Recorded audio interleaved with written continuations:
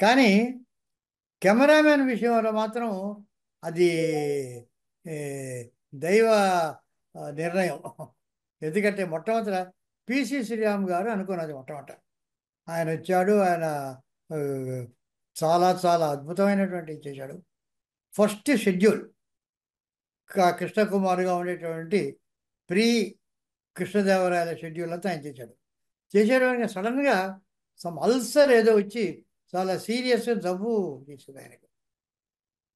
So అతను చేయలేకపోయాడు. వాళ్ళ మదరు అసలు ఎవరిని మేము ఊరికి చూడడానికి వెళ్ళాలన్నా ఆవిడ అలౌ చేయలే మమ్మల్ని. ఎందుకంటే మళ్ళా షూటింగ్కి పిలుస్తారేమో మమ్మల్ని. అతన్ని రెస్ట్ తీసుకుంటున్నాడు, అతను రాడు. అక్కడ మేము పిలవడానికి వెళ్ళామా, మేము చూడమంటే వద్దు వద్దు అనేసింది. మేము చూడలేదు. స్పీచ్ ఇచ్చాను. చెప్పాడు పాపం, నేను రాలేను, ఎవరైనా పెట్టుకోండి. సో కరెక్ట్గా అదంతా పీసీ శ్రీరామ్ చేయడు.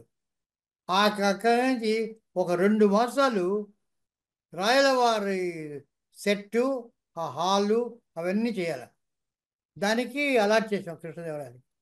కరెక్ట్గా అదృష్టవశాత్తు విఎస్ఆర్ స్వామి గారు ఆ డేట్స్ ఆయన ఖాళీ. అంతకుముందు ఏదో పిక్చర్ అయింది, నెక్స్ట్ పిక్చర్ ఎప్పుడో స్టార్ట్ అవుతుంది. కరెక్ట్గా 2 మాసాలు వెంటనే ఒప్పుకున్నాడు. సో అవంతా విఎస్ఆర్ స్వామి గారు చేశారు టోటల్గా అక్కడ. అదే. సో ఆ లైటింగ్ కూడా ఆ కాలపు విఎస్ఆర్ స్వామి గారు చేసిన పద్ధతిలో, ఇది పిసి శ్రీరామ్ చేసే పద్ధతిలో వచ్చింది. కానీ విఎస్ఆర్ స్వామి గారి కాగానే ఆయన అక్కడికి వెళ్ళాల్సి వచ్చింది. కాల్ షీట్స్ అయిపోయింది. సో అప్పుడు కబీర్ లాల్ ఆల్రెడీ కొన్ని ట్రిక్స్ అవి చేశాడు కనుక భవిష్యత్ అంతా కబీర్ లాల్ చేశాడు. సో ఇది ప్యూర్లీ దైవ నిర్ణయం. అది అదృష్టం మాది కాదు. ఈ కెమెరామెన్ మాత్రం 3 కెమెరామెన్ దీనికి ఇలా ఉండాలా, ఒక్కొక్క ఏజ్కి తగ్గట్టు, ఆ లైటింగ్కి తగ్గట్టు ఒక్కొక్క కెమెరామెన్ ఉండాలా అని ఏదో ఒక అతీత శక్తి ఒకటి నిర్ణయించింది. దాని ప్రకారం ఏం చేశాం.